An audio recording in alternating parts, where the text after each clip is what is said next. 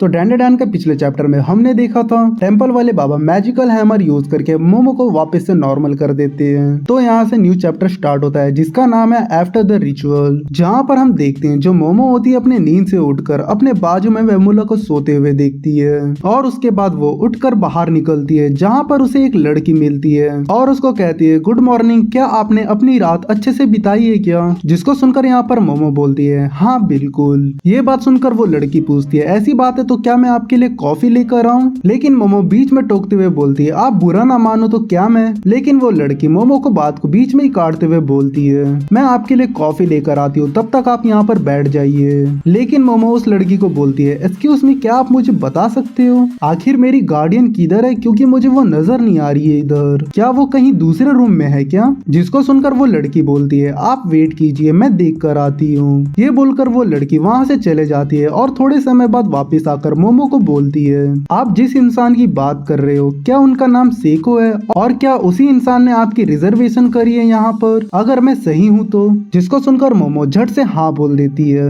जिसको सुनकर वो लड़की बोलती है मिस सेको अब सिटी हॉस्पिटल में एडमिट है। ये बात सुनकर मोमो बोलती है क्या हॉस्पिटल? मोमो की बात सुनकर वो लड़की बोलती है हाँ वो हॉस्पिटल में है क्योंकि उनको बहुत बुरी चोट आई है जिसकी वजह से वो यहाँ पर नहीं आ पाई और उनका रूम कैंसिल करना पड़ा। जिसको सुनकर मोमो पूछती है क्या आपको हॉस्पिटल का रास्ता पता है? ये बात सुनकर वो लड़की बोलती है हाँ बिल्कुल हमें पता है और हमारी कार आपको वहाँ तक ले जाएगी। इतने मोमो एक खतरनाक बात बोलती है जिसको सुनकर मैं तो शॉक हो गया भाई। जहाँ पर मोमो बोलती है वैसे मेरे रूम में एक लड़की सो रही है जिसको मैं नहीं जानती हूँ। इतने में हमें हॉस्पिटल का सीन दिखाया जाता है जहाँ पर मोमो भागते हुए अपनी ग्रैनी से मिलने आती है और फिर वो देखती है जहाँ पर जो जीजी होता है वो सेको को मना करते रहता है और जो सेको होती है वो जीजी को बोलती है मुझे अराबाकी सॉसेज खाने का मन कर रहा है, तुम जाकर कन्वीनियंट स्टोर से लेकर आओ। जिसको सुनकर जीजी बोलता है आप ये सब चीजें नहीं खा सकती हो, डॉक्टर ने आपको ये सब चीजें खाने से मना किया है, आप बस थोड़ा बहुत चीजें ही खा सकती है, याद कीजिए ये बात। जिसको सुनकर सेको बोलती है तुम्हें क्या लगता है मैं उस घोचो की बात सुनूंगी? इतने में मोमो एंट्री मारते हुए बोलती है क्या कर रही हो बुढ़िया? यहाँ पर मोमो को देखकर जीजी शॉक हो जाता है जहाँ पर मोमो बोलती है वैसे आप सामिन हॉस्पिटल में क्या कर रही हो और हम लोग यहाँ पर कब आए वैसे?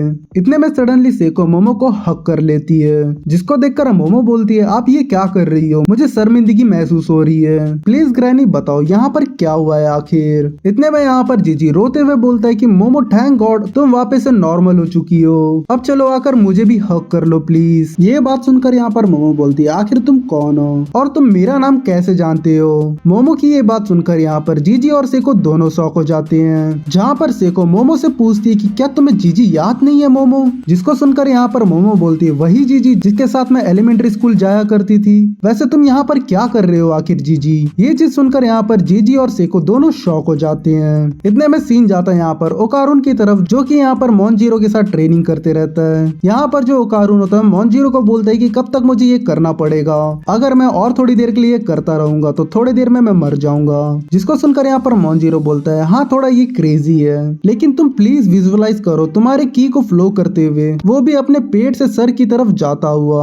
इतने में हम देखते हैं यहाँ पर ओकारुन जो होता है वो नीचे गिर जाता है। इतने में मोनजीरो यहाँ पर ओकारुन को बोलता है चलो ठीक है ये करना मत भूलना प्लीज, हमेशा तुम अपने दिमाग में ये चीज को विजुअलाइज करते रहना जो मैंने अभी बताया है तुम्हें। इतने में मोनजीरो आगे बोलता है चलो अब मैं तुम्हें नेक्स्ट टास्क देता हूँ, जहाँ पर हम देखते हैं जो मोनजीरो होता है वो विंडो साफ करवाते रहता है ओकारुन से। वो बोलता है कि ऊपर से नीचे तक पूरा साफ करके रख दो और उसके बाद यहाँ पर वो सेकंड टास्क बोलता है कि तुम्हें पूरा पोछा लगाना पड़ेगा हॉलवे पे और जब ये तुम करोगे तो प्लीज अपना जो सिर है वो नीचे की तरफ रखना और हर वक्त तुम्हें अपनी एनर्जी पर फोकस करना होगा।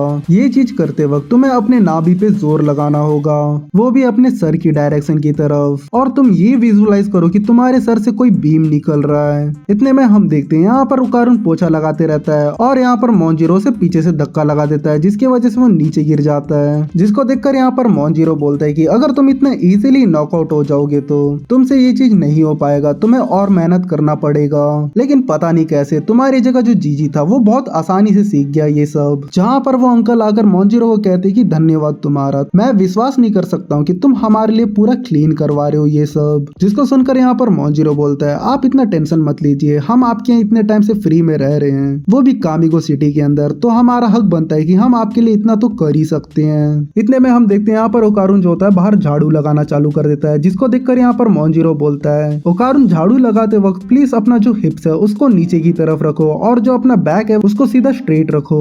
यहाँ पर ओकारुन झाड़ू लगाते हुए मोमो के बारे में सोचता है कि मोमो आखिर कब वापस आएगी। इतने में यहाँ पर सीन वापस से मोमो की तरफ जाता है, जहाँ पर जो जीजी और सेको होते हैं उसको पूरा जन्म कुंडली सुनाकर बैठे होते हैं, जहाँ पर मोमो बोलती है असलियत में कोई एलियन नहीं हो सकते। और इसी के साथ यहाँ पर ये चैप्टर एंड होता है। अब इसके बाद जो होने वाला है ओकारुन के साथ वो उसका गंदा कटने वाला है भाई। अब तो मोमो का याददाश्त टोटली गायब हो चुका है और जो भी लोग कन्फेशन का वेट कर रहे थे अब तो भाई हो गया, भूल जाओ। मेरे को पहले से पता था ऐसा कुछ होने वाला है करके, क्योंकि ओकारुन इतना इजीली तो कन्फेस नहीं कर सकता। अब जो भी होगा हम लोग नेक्स्ट चैप्टर में देखेंगे। चलो यहाँ तक वीडियो देखने के लिए थैंक यू। तो चलो मिलते हैं नेक्स्ट वीडियो पे।